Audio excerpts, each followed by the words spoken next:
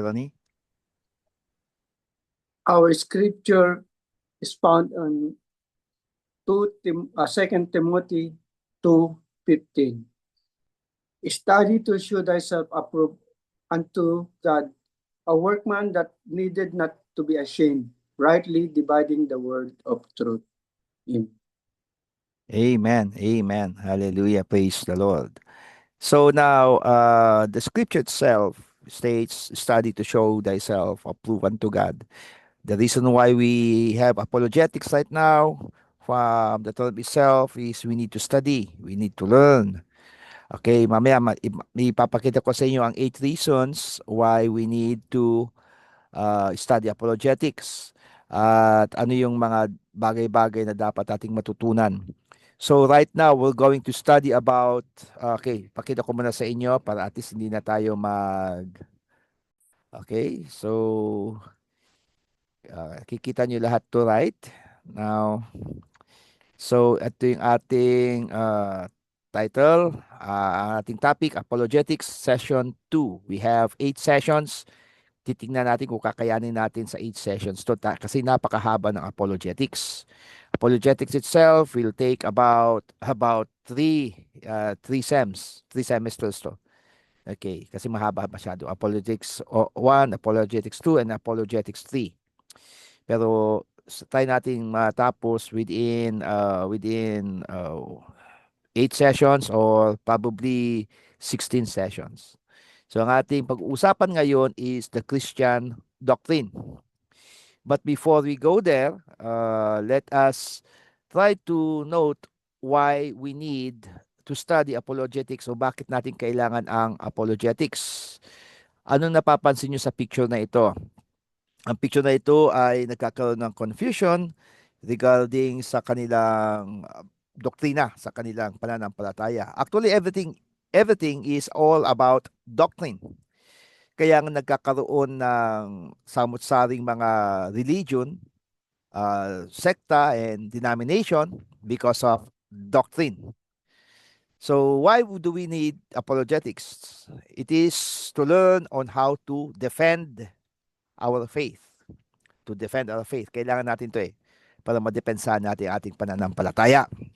Second is tulungan din natin yung mga kapatiran to know about their faith. So ito ay tulungan. Hindi ka nag-aaral ng apologetics para lang sa sarili mo, but ito ay pinag-aaralan mo din para din sa paggabay mo o pagtulong mo sa mga kapatiran. So it's a learning and a teaching process.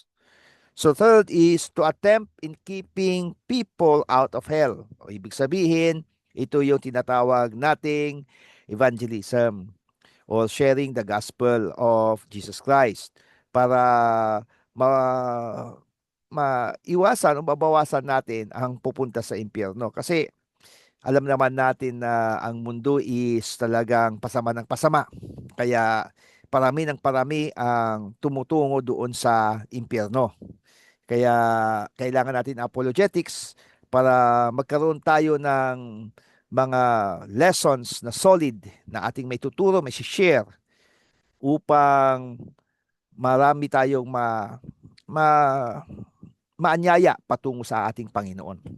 Ikaapat, para makontra natin yung bad image na natanggap ng Kristyanismo.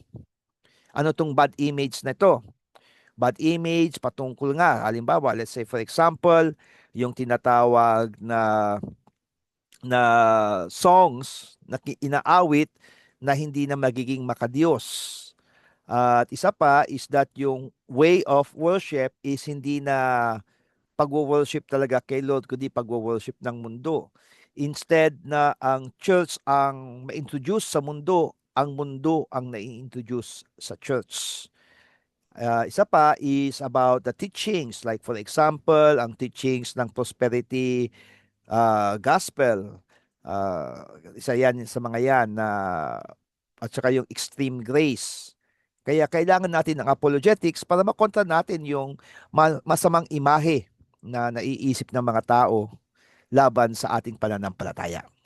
Okay. Isa pa, panglima, because of the constant threat of apostasy in the visible church Okay. Dito ko muna kayo tutukan. Sino nakakaalam ng ibig sabihin ng apostate o apostasy? Except kay Pastora Rose. Sino nakakaalam ng ibig sabihin ng apostasy? Apostate. Pwede nyo tignan sa ano nyo, sa dictionary or Google. Try to search. What does apostasy or apostate means? Apostate means a person living in apostasy. Okay, sino? Anyone? Missy, anak. According po sa na-search ko, Pastor, kapag ang apostate daw po is someone who has abandoned their Christian faith Mm-mm. or has fallen away from what they once professed to believe. Yeah, fallen away. Yan yung magandang definition yon. Fallen away.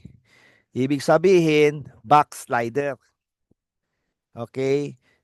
Pero mas matindi ang fallen away kaysa sa backslider. Okay? Bakit? Ang fallen away is they are sugarcoating sin. Okay? Kanina habang kami nagbabiyahe ni Pastora, sabi ko mas matalino pa ang ChatGPT kaysa sa mga Kristiyano. Bakit? Kasi ang ChatGPT alam niya ang ibig sabihin ng sugarcoating sin eh. Anong ibig sabihin ng sugarcoating sin? You can sugarcoat bitter fruit and it will taste sweet. Pero in the end, you will taste the bitterness. Bakit po nilalagyan ng ano, bakit mo sinusugarcoat? So that you can take the bitter fruit. Ganyan din ang ginagawa natin sa mga babies o minsan ginagawa din natin sa ating mga alaga para makain nila yung kanilang mga, di ba yung pampurga, inilalagay natin sa meat para kainin nila. So, yun yung tawag na sugar coating. You are coating yung isang bagay para hindi niya matikman yon. Sugar coating sin is the worst thing na ginagawa ng mga apostate Christian. Apostate kasi is akala mo Kristiyano pero hindi. They live in sin. They live in sin. At ang tingin, at ito pang masakit, they justify their sin. Kaya ito'y napakahalaga. Why do we need to study apologetics? Apologetics kasi is you learn more about doctrine. You learn more about how is it called sin? Bakit natawag tong sin? At dapat ba nating itong depensahan? Depensahan ba natin yung kapatid natin na nagkakasala o i-rebuke natin siya? So marami nang nagkakamaling mga Kristiyano na sinusugarcoat nila ang kasalanan. Kasi ang kasalanan ay masarap para sa kanila. Pero kapag ikaw ay nasanay sa presensya ng Diyos, ang kasalanan ay napakasama. Ayaw mo na. The more that you are in love with God, the more that you separate yourself from sin. Kaya nga, kailangan natin ng apologetics kasi the more we study apologetics, the more that we learn about God. Tama? And the more that we learn about God, the more that we are in love with God. Okay. So, tuloy natin. For the sake of time. Okay, alam na natin to. We need apologetics because of the constant threat of apostasy sa visible Christian church. Bakit nakalagay dyan visible? Kasi nakikita nila eh. Okay? Nakikita nila na, ay, ministro yan, no? Pero manginginom. Ministro yan, pero may babae. Daming babae. Ministro yan, pero magnanakaw. Ministro yan, pero nagigets natin. So, yan yung visible na nakikita ng mga tao. So, how can we be a witness unto Jesus Christ kung ang nakikita ng mga tao sa atin, yung apostate character natin? Okay? So, next is this. Okay? Because of the many false teachings taught by apostate churches. For example, bigyan tayo example, cessationist. Cessationist is the stop of teaching, the stop of the ceasing of speaking in tongues. Nag-cease na ang speaking in tongues. So nag-cease na rin ang prophecy. So kung ganon, tanggalin natin ang napakaraming verses sa scripture. Kapag tinanggal natin yon is hindi na scripture yon. So marami kasi na na nagtuturo lang kasi ng salita ng Diyos, kapag nababasa nila sa isang bersikulo lang, doon na sila nananahan. Hindi sila naghahanap ng iba pang mga witness, ibig sabihin other verses that will support that verse. So any teaching that you will gather, any teaching that you will acquire sa isang verse, kailangan may supporting scripture siya from other books and from the other testament. Kung nakuha mo to sa New Testament, dapat may makuha ka rin sa Old Testament. That will solidify or support what you are trying to learn. So that is doctrine. Doctrine is not only about a single verse, but multiple verses, so that it will support the doctrine that you are trying to study. Next, why do we need apologetics? Because tumataas na po ang immorality ngayon. Hello? Yung mga immoral na mga gawain, nagiging okay na. Ang tawag natin dyan, kanina sugar coating sin. Ito naman, sugar coating the truth. Sugar coating the word of God. Kaya nga ginagawa nila extreme grace. Nakakalungkot, marami na tayong mga nakitang ganyan. Maging sa ating simbahan, marami yan. Kaya dapat nating matuto at mag-aral patungkol sa apologetics. Number 8, kailangan nating i-introduce ang Christianity to the community. This is the final one. Kasi yung lahat ng mga yan is pang sarili, pang pamilya, at saka pang simbahan from 1 to 7. Ang number 8, ito na yung kailangan mong ilabas na sa iyong simbahan, maipakita mo sa community. Okay? So before we proceed, do you have any question? Violent reaction? Anyone? Wala? Okay. So now before we proceed, we would like to hear mag-break muna tayo kasi para hindi tayo masyado magkakaroon tayo ng tinatawag na tawag ito, parang break. Ang break natin ay walang iba kundi a series of yung assignments. So assignment, wala pa si si Lorraine, kaya umpisahan ito ni anak Missy. Pastor, si Lorraine po nag-message. Hindi daw po makaka-attend kasi nilalagnat si Pon Ubo. Kailangan niya po magpahinga na may exam pa siya ulit bukas na po. Nilalagnat ang sipon at ubo? Opo. Nilalagnat ang sipon at ubo? Nilalagnat, may sipon ubo. Hindi pagkarinig ko nilalagnat ang sipon at ubo. Nilalagnat daw po. Okay, may sipon at ubo. Okay lang, sige. Okay, anak Missy, go. John 10:10. I'm going to highlight you. Okay, John 10:10. The thief cometh not, but for to steal and to kill and to destroy. I am come that they might have life and that they might have it more abundantly. So yung pagkakaintindi po dito namin, yung thief na sinasabi po dito is opposite to the shepherd. Wherein di ba po pag sinabi pong shepherd, hindi lang po siya yung bumibisita sa mga tupa, pero at the same time, inaalagaan at ginaguide sila kung saan sila pupunta. Pero as opposed to the thief, bumibisita nga po, but when he comes, it is for his own selfish purposes, which is to steal, kill, and destroy. So yung thief po na yun, hindi lang siya si Satan, but anyone who will steal our peace and destroy our relationship with God. And I am come that they might have life and that they might have it more abundantly. Alam naman po natin na God gave us His only Son, Jesus Christ, because siya yung nag-save sa atin sa mga kasalanan po natin. And He wants us to have a life that is more abundant, meaning to say, life that is full, rich, and overflowing. not just materially po, hindi po material ito, kundi spiritually, emotionally, and in relationship with God. So He wants our life to be whole, healed, and fulfilled in Him.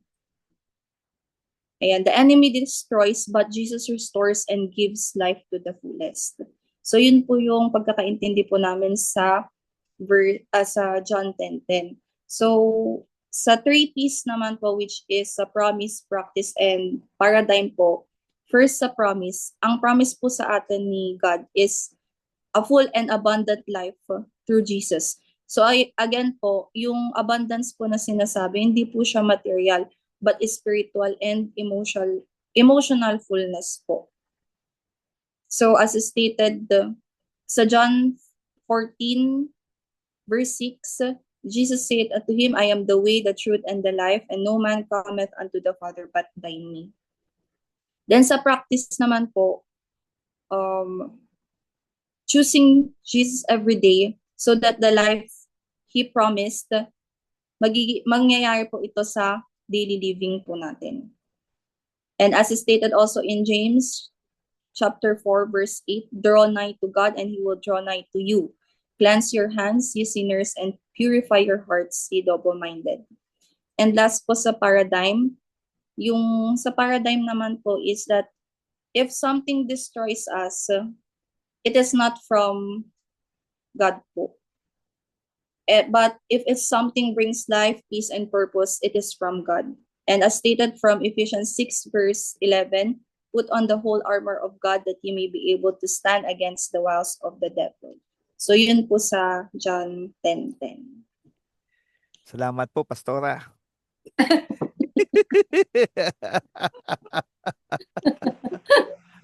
Pwede ka na sa sa March. Dapat umattend ka na rin sa prayer meeting, pagsasalitain kita maski minsan lang. No, Sige po, Pastor. okay. Abet, okay, sa March, magbibigyan ko ng maaga naman yung aking mga theme, kaya aking mga theme, yung theme natin kaya no worries. Okay, so isa nga pong bagsak para kay Missy. 1, 2, 3, go! Yan, hallelujah, praise the Lord. Natutuwa po ako sa mga ganyan. As I see our children developing to be talagang devoted sa ating Panginoon. Okay, now tapos na ang ating break. Now let's continue the lesson. So tapos na tayo why we need apologetics. So these are the 8 reasons why we need apologetics. Now, medyo madugo kaya kailangan natin ng break. Kasi itong susunod na to, madugong-madugo na. Okay, now, the 4 forms of apologetics. Okay, so medyo, medyo hold on to your seats, fasten your seat belts, kasi baka duguin po tayo dito. Okay, number 1. So, it is classical apologetics. Ang classical apologetics is almost, dapat mayroon pang isa dyan pero okay, i-ano lang natin yan. Presuppositional apologetics, evidential apologetics, and fideism apologetics. So classical apologetics and evidential apologetics are almost the same, pero yung kanilang approach ang magkaiba. Presuppositional apologetics and fideism apologetics ay parang magkaparehas, pero ang pagkakaiba nila is yung kanilang faith at saka yung kanilang, it's about faith and reason. So ito yung mga differences. So 1 and 3 are almost the same, pero ang approach nila different, the same way in 2 and 4. So now let us talk about classical apologetics. What is classical apologetics? Classical apologetics, it argues that the existence of God is proven first using arguments from reason, general revelation, and evidence. Okay, ginagamit dito mostly is history, science, cosmology, or tinatawag nating pagiging wise man. Okay. So dito hindi lang Bible mostly ang ginagamit dito is history and science. Ito yung classical apologetics. Mamaya magbibigay tayo ng mga example para at least matutunan natin. What about the next, which is, okay, sorry, mayroon pa pala. It relies on philosophical arguments. Okay, don't worry. Kung ayaw nyong, kung nahirapan kayo mag-copy, ibibigay ko sa inyong PDF dito mamaya. Mabilis ba? Okay, bagalan ko daw. Ang okay, so ang classical apologetics, it is mostly history science. Kaya nga it relies on philosophical arguments. Kasi ang apologetics kasi is may conflict yan. Ang conflict dito is number one is the first is the protagonist and the next is the antagonist. The protagonist is those who believe in the existence of God, while the antagonists are those who doesn't believe about the existence of God. Kaya nga dito naglalaban at ang evidence na ating pinagkukunan is history and science. At yung iba naman kumukuha doon sa Bible. Okay? Pero mahirap yan, ang classical apologetics, na mag-rely ka masyado sa Bible kasi papaano kapag hindi naniniwala yung tao sa Bible. Okay? Kaya nga classical apologetics ang ginagamit natin. Hindi yung next na apologetics, which is evidential apologetics. Okay? May question? Okay lang? Hindi na madugo? Okay lang? Copy? Kuya Ronnie, is it okay? Okay lang, naunawaan ha? Baka mamaya, okay lang ako, pero maya-maya, what are you talking about? Okay, let's continue then. Now, evidential apologetics. Okay, evidential apologetics, it stresses historical and empirical evidence with a particular focus on the historical evidence for Jesus Christ and the miraculous events of the Bible, especially the resurrection. Okay, it uses evidence from various fields. Pero ang majority nito is patungkol sa existence ng Christianity through historical evidence kay Jesus Christ at ang kanyang mga himala. Lalong-lalo na, ito nga, nabasa natin about the resurrection. So the difference between these two is philosophical ang classical, while dito naman is more on spiritual. Talagang babad to sa paghahanap doon sa Bible at nililink ito sa history. And possibly, kung kaya, science. Okay? So that is evidential apologetics. So, okay? Alam na natin? Inulit ko.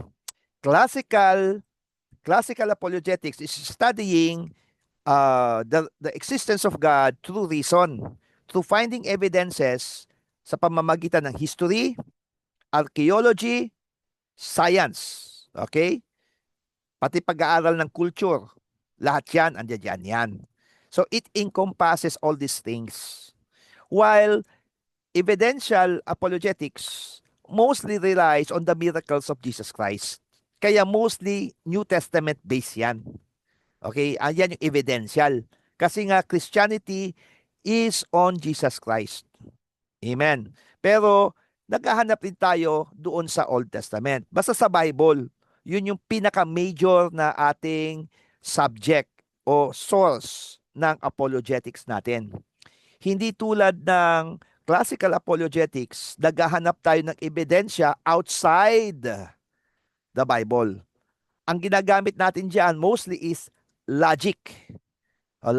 Okay? While ang ginagamit natin dito sa evidential is faith. Dito sa isa reason, dito sa isa faith. Pero hindi ko pwedeng mailagay diyan yan kasi meron pa tayong dalawa na apologetics, form na apologetics. Dito masyadong nakababad ang faith. Mamaya, explain ko. Okay. Sabi ko sa inyo, madugo ito eh. Okay. Next is let's go to presuppositional apologetics. So, presuppositional. Can you search what does presupposition means? Kasi yung presupposition mo is your presupposition as a as the as the as the protagonist. Pero paano na may antagonist? You're the protagonist, meaning you are defending. Paano naman yung nag-offend? Presupposition. So presupposition means that you believe already on the initial truth na alam mo. That no matter na anong sabihin ng kabila, you will clearly defend what you believe on. You will never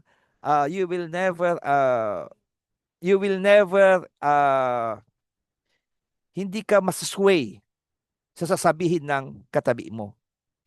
So, it's not being close-minded, but being you believe that what you have is true. Kaya dalawa yan eh. Kaya kapag makikipaglaban ka sa isang atheist, they do not believe in God. Sasabihin nila, I do not believe in God. There's no God. Ano sabihin mo? You can never do classical apologetics. And you can never do evidential apologetics. Why?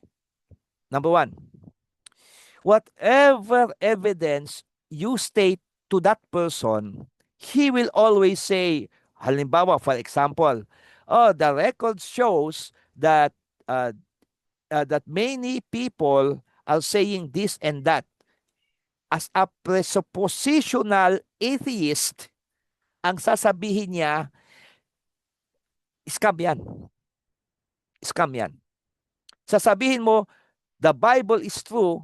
Ang sasabihin naman ng presuppositional atheist, hindi yan totoo. Kasi ano yung pinanghahawakan niya?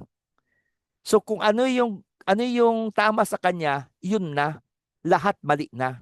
He is always right and everything else are wrong. Nakuha natin? Ganun ka rin. As a presuppositional apologetic, kailangan mong panghawakan na the Bible is true. Okay? Maski anong sabihin nila, kung ang atheist, kaya nilang depensahan ang pagiging atheist nila because of being a presuppositional atheist, dapat kaya mo rin depensahan ang faith mo as a presuppositional apologetic. Nakuha natin? So now, yan yon. You are now standing on reason. Yung reason mo. How will you defend by reason?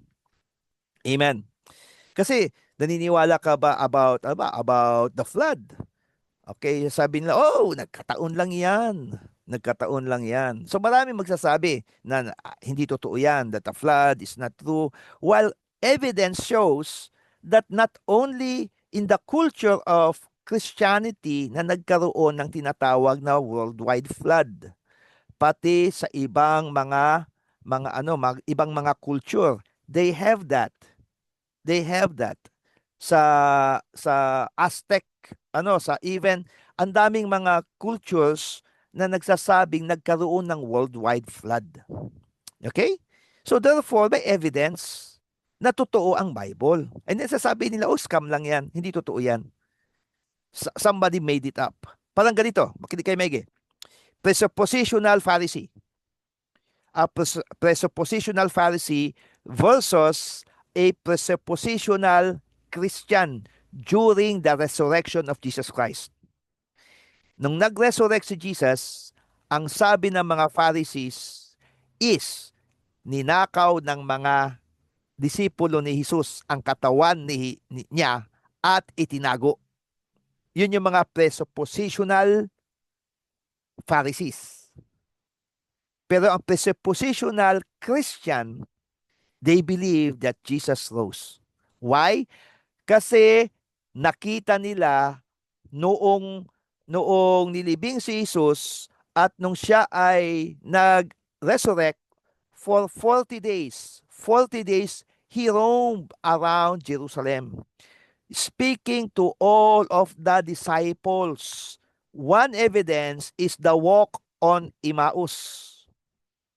Okay, another evidence is yung pagdalaw ni Jesus sa mga disipulo. And the last evidence is nung ando doon siya sa Mount of Olives. Nung siya ay kinuha na doon sa langit, na nakita ng lahat ng mga disipulo. Amen. Kaya nga doon sinabi ng Panginoon, tarry ye in Jerusalem until ye be endued with the power from on high. Kaya yun. Kaya mayroong presuppositional Christians. They believe because they have seen it.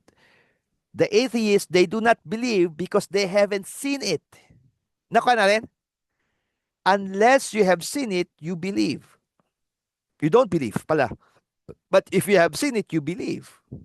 Kasi yan yung mentality ng mga presuppositional atheist or presuppositional Pharisee. To see is to believe. Okay? So yan, yeah. Okay, any question about presupposition? Okay na? Wala pa tayong definition sa presuppositional apologetics. I'm sorry. Yung ano po, Pastor, parang Okay. yung presuppositional, parang hindi ata valid English ang sabi dito sa sinesearch ko. Alin yun? Parang hindi daw siya valid English. Hindi. Presuppositional. Presuppositional, ano siya? Meron siya. Meron po siya. Meron siya. Ulitin ko na lang po yung search. I-search mo Sinesearch siya ko sa kanina. ano. It's an argument, pero ang argument na yon is, makikita mo yan sa ano, sa Google. Meron yan. Sige po, sige. Yeah. Okay? So, tuloy na rin. Ito yung presuppositional. Okay? Now, let's continue. Okay. So, it is a Christian method of defending the faith that starts with the assumption. Ito yun, no? Assumption that the Bible is true and that there is no neutral ground for discussion. So, that's presuppositional Christian apologetics. But what about presuppositional atheist?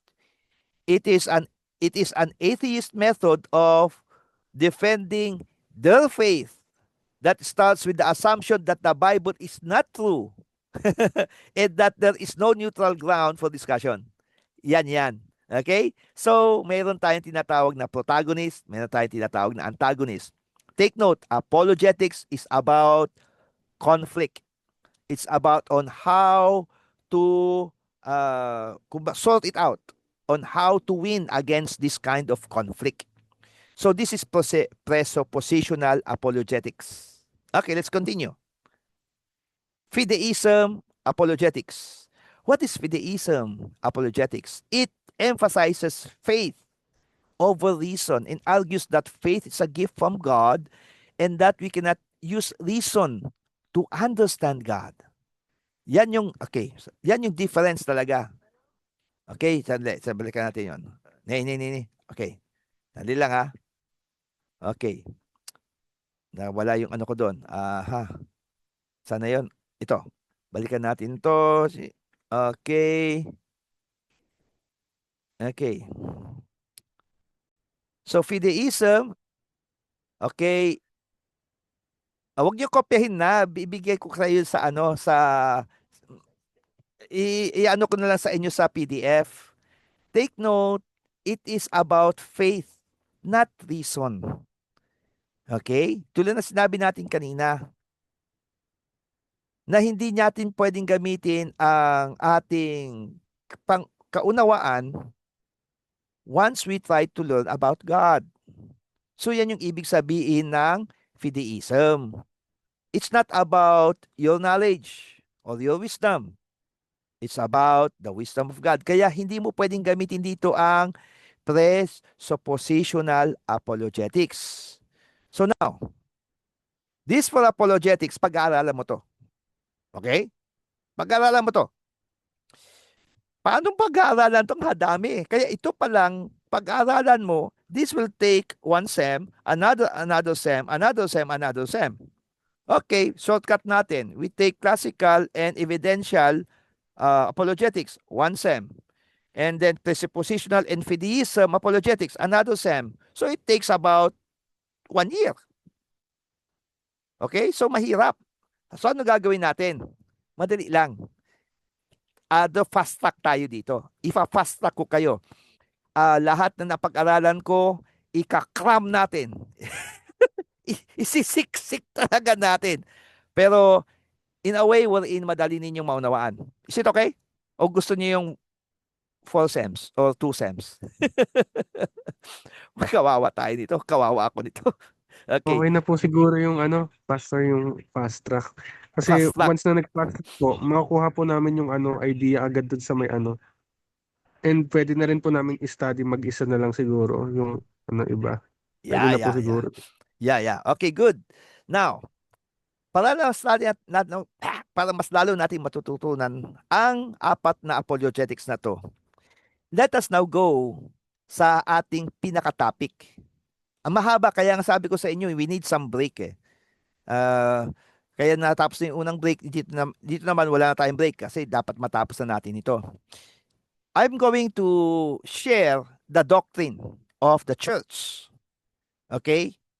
Kasi ang doctrine ng church ay matatagpuan sa statement of faith. Kaya ang isang simbahan na walang statement of faith ay hindi simbahan yan.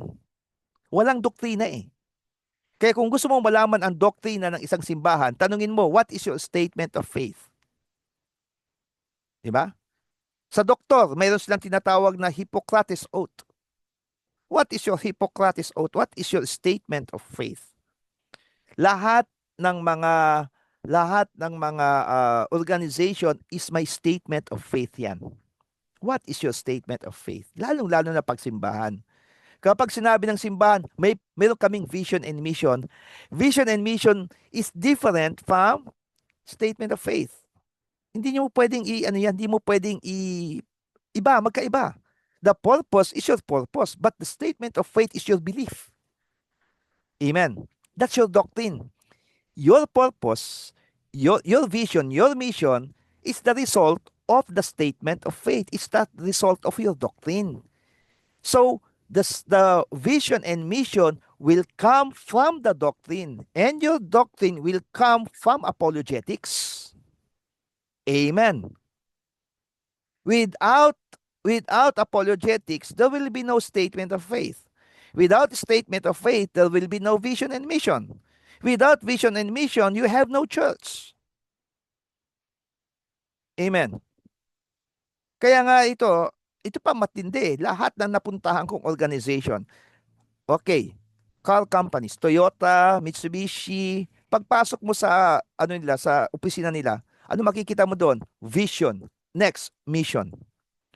Hospital, vision, mission. Lahat may vision and mission. Lahat ng companies may vision and mission. Ang simbahan, meron ba? Pag wala siyang vision and mission, tanungin mo, what is your statement of faith? Pag wala silang statement of faith, umalis ka na sa simbahan na yan. Nakakatakot yan. Okay? Dadalhin ka niya sa impyerno. Why? Blind leading the blind. Ibig sabihin, yung ministro, o yung pastor, o yung pare, o ano man, walang alam. Sorry ah. Nakuha na rin. Kaya nga dito, kapag ang simbahan walang vision and mission, it's okay siguro, medyo yan, bago-bago pa. Tanungin mo, ano yung statement of faith? Pag wala pa rin sila doon, abay magtaka ka na. Amen. So what is the statement of faith? Let's go. Na ba kayo? Medyo nakakatakot ba? Okay, now let's go. May natututunan ba tayo? Okay. statement of faith, which is the church doctrine. Number 1. Ito yung lagi natin binabasa every Sunday. I believe the whole Bible to be the infallible word of God, that it is His holy and inspired word, and that it is of supreme and final authority. Let's go to classical apologetics. What can you say about this one? I believe the whole Bible to be the infallible word of God, that it is His holy inspired word, and that it is of supreme and final authority. How can you use classical apologetics here? What's your approach? Yan yung didiscuss natin next time. There is a two-step approach ng classical apologetics, pero gagawin ko lang simple. Simple lang. Number 1, pag-aralan nyo, ano ba yung sinasabi nito? Number 1 is the Bible. Sabi dito, the Bible is the infallible word of God. How true? What's the evidence?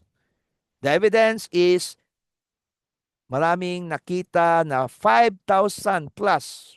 Okay, 5,000 doon sa New Testament na nagtutugma. Ang tawag natin diyan is the Byzantine line. Alala niyo yun? Yung natin, yung history of the English Bible?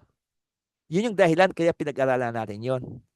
Kaya pagdating natin sa classical apologetics, we know how to defend. Okay? At sila ay nagtutugma. Next, nagkaroon tayo ng tinatawag na yung founding countries. For example, let's say US or even Europe, is nag-umpisa sila sa Word of God. Because their foundation is the Bible. And they believe that it is holy and inspired word. And that it is of supreme and final authority. Kaya nga, except sa Philippines, ayoko sa Pilipinas sad to say. Yung oath-taking nila. Ang oath-taking is ipapatong mo yung kaliwang kamay mo sa Bible at itataas mo ang iyong kanang kamay. Do you swear to tell the truth and nothing but the truth? So help you God. Ngayon, pakinggan niyo yung Senate hearing. Do you swear to tell the truth and nothing but the truth? Wala na yung so help you God. Nagiging atheist na ang ating government. Doon ako na-disappoint. Okay? So wala nawawala ni simbahan. Okay. So that is the classical apologetics na napunta na ako sa politics. Evidential. What is the evidence? Evidential is found in the Word of God. Okay? Maghahanap ka ngayon ng mga verses that will defend. Okay? So, 1 Peter, nandiyan dyan, for holy men of God, okay? Na-inspire sila to write the Word of God. Psalms chapter 45, di ba? My heart is inditing a good matter. I speak of the things which I have made touching the king. My tongue is the pen of a ready writer. Ano pa sila? Ang dami. It's inspired. Why? Because all scripture is given by the inspiration of God. And it is profitable for doctrine, for reproof, for correction, and instruction in righteousness, that the man of God may be perfect, thoroughly furnished unto all good works. Amen. 2 Timothy chapter 3, verse 16 and 17. So dito, makita mo na nagwo-work yung dalawa. How about presuppositional? You believe na Bible is the infallible word of God. Wala nang pwedeng manira niyan. Lahat nagsasabihin nila is, sorry, ito yung aking stand. This is my assumption and this is what I believe on. And I will give you all the reasons why I have this. Ang presuppositional, pwede kang kumuha sa evidential and classical. Okay, nakuha niyo na. So presuppositional, pwede kang kumuha dito sa classical at saka evidential. Pero you stand strong. You stand strong on your belief. And you defend with reason. You defend with reason. So the next is fideism. Fideism apologetics. You defend with faith. Kaya nga kapag naglalaban na kayo sa faith and faith, ang tawag yan debate. So you have to stand in faith. You have to pray. Ito ang pinaka ano yun, sensitive na apologetics. Kasi faith yan eh. Spiritual masyado to. Kaya dito dapat babad na babad ka sa salita ng Diyos. Amen. Kaya nga pwede kang kumuha dito sa dalawa na naman, evidential at saka sa classical. Pero ang defense mo is not reason, ang defense mo is not logic, ang defense mo is faith. Therefore, you will have a testimony. Nakuha na rin? Naniniwala ako that the Bible is the infallible word of God. Bakit? Ako ang isang patotoo. Nagbago buhay ko. Amen? Amen? So, balik tayo dito. Any question? Klaro na yung apat na apologetics? Klaro? Nagugustuhan ninyo? Okay? So, it's already 7:55. Assignment na to. When is the time po na... Yeah. Okay. Walang ganito. Sasagutin ko yung sinabi yung tanong ni Nico. Sabi niya dito is, when is the time na you will go against debate? Meron ba na go signals? In the same way as I do call evangelism, okay? Pag magka-call evangelism ako, or maglalabas ako ng mga ganito, or gospel magic, check ko muna yung unang-una, yung puso ko. Am I ready? Number 2, is it for the glory of God or for my self-glory? Do I want just to be recognized? Or do I want to stress out a point? In the same way, in debate, sino may tataas dito? Will I win people for Christ? So, dito, mararamdaman mo eh. Mararamdaman mo, ang Panginoon mismo mangungusap sa iyo eh. Kaya nga dito, dapat mayroon ka tinatawag na discernment. Ang go signal na to is the discernment coming from God. Kapag may peace ka. Okay, pag may peace ka na makipag-debate ka, go debate. Pero ang pinakamagandang gawin mo sa lahat ng bagay, pag ikaw ay mag-share ng Word of God, never debate. Never say that your faith is better than theirs. No. Ang gawin mo is that you show your faith. You don't defend your faith, you show your faith. You just smile. And then, ang debate na yan darating din eh. Pag-aralan natin yung Synoptic Gospels and the Gospel of John. Okay? Si Jesus kapag kinokontra siya, hindi siya lumalaban eh. Hindi. Pero minsan may lalaban siya. Why? Because it's the time wherein may mababago, may mawiwin para kay Lord. Pero pag walang mawiwin, ang mawiwin lang yung ego natin, ay wag na. Malalaman mo yan. Malalaman mo yan. Kaya dapat lagi kang babad sa prayer. Dapat lagi kang may devotion. Kasi ako mismo ang magsasabi sa inyo, hindi ko alam kung kailan para sa inyo. Pero alam ko sa akin kung kailan. Kasi may close relationship ako kay Lord. Lagi ako nagpe-pray kapag, maski na hindi devotion, pag ako'y lumalabas, kapag ako may gustong gawin, Lord, gagawin ko ba to? May I speak, Lord? May I speak, Lord? Gusto ko nang lumaban, gusto ko nang magdebate, o gusto ko nang mag-win using this. Pero, stop. Ganyan si Lord eh. Stop. Sinubukan ko one time, inopost ko yung naramdaman ko. Napahiya lang ako. Ako napahiya. Hindi napahiya si Lord. Ako napapahiya. Take note of this. God will never be put to shame. We will be put to shame. We are going to put ourselves to shame, not God. You have to really put that in your mind and in your hearts, that as whatever things that we do, it will not put shame to God. It will put shame on us and even on the church that we represent. Kaya dapat yung discernment natin is hindi dapat na napapahiya yung tayo. Bakit? Let your light so shine before men that they may see your good works and glorify the Father who is in heaven. So yun. Okay? So now, assignment. Okay, I have explained, sana mahaba, 10 minutes explanation ko doon. Okay, ang assignment ninyo is, okay, pakita ko lang sa inyo. Okay, ito, I believe in one God, eternally existing in three persons, Father, Son, Holy Spirit. I believe Jesus Christ was conceived by the Holy Spirit and born of the Virgin Mary. Lahat ng mga, ano ko na lang, papakita ko na lang sa inyo, lahat ng mga ito, itong 8 na ito, is kailangan natin na depensahan sa kailangan nating explain sa pamamagitan ng 4 na forms of apologetics. Amen. So, hindi nyo kailangan sabihin sa akin. Hindi nyo kailangan submit sa paper. Pero, ang finals natin, kasama yan dyan.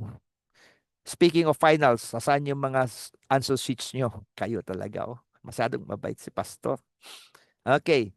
So, I'm going to end the recording. If you have any questions, you can ask